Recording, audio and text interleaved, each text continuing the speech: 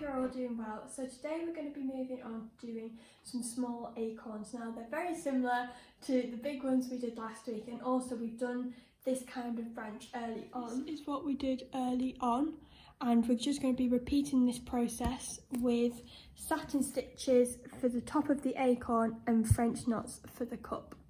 Here's a little refresher of how I did that. So I'm just going to put my seeding stitches just into the cup of the acorn. Now, that's the thread nice and secure.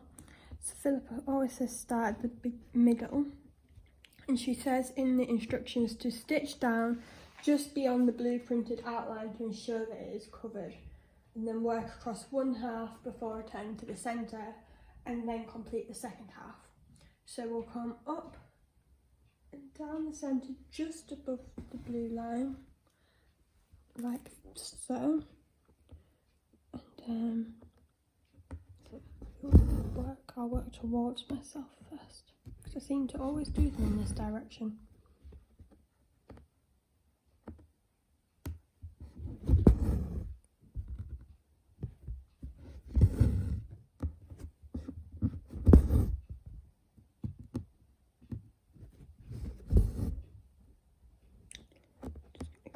And put in just a few more in between there, just to make sure it's all covered, although we will have it going over for 2 more times, so those gaps should start to fill up.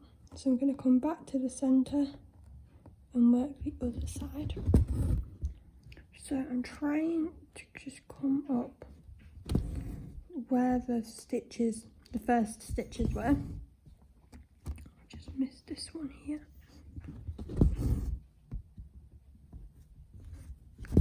Like that, and then I'm going to come back to the centre and go on this side.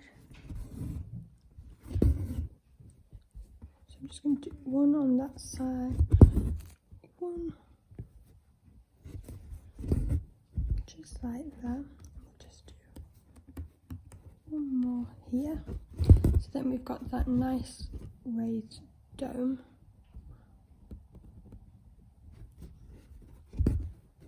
Just like that. So that's our finished acorn. So we've got the 912, which is the same colour as our acorn cup. I'm just going to put my seeding stitch in. So I'm going to come up. I've just realised I do it the other way around with French knots, so I need my right hand on top. Then we're going to wrap it round, put the needle at 90 degrees, pull tight, then it's halfway through, and then pull it through like that. I'm going to do again here, up, around, down, and pull it through. Because Philippa always says make sure you've always got your hand on the needle. This is my last green one. There's still a few little gaps, and I'm just going to go back when I start on the next acorn in that first colour and just put them in here just to give it that kind of peppered effect. We've finished all of the stitches in this kit now, which is really exciting. In a few videos we're going to go through each stitch individually and where we're going to use it on the kit, on the design, and then once I've managed to catch up and you've managed to catch up, we're going to come and we'll do the dog as the final bit all together. See you on Thursday when we will go over the next stitch.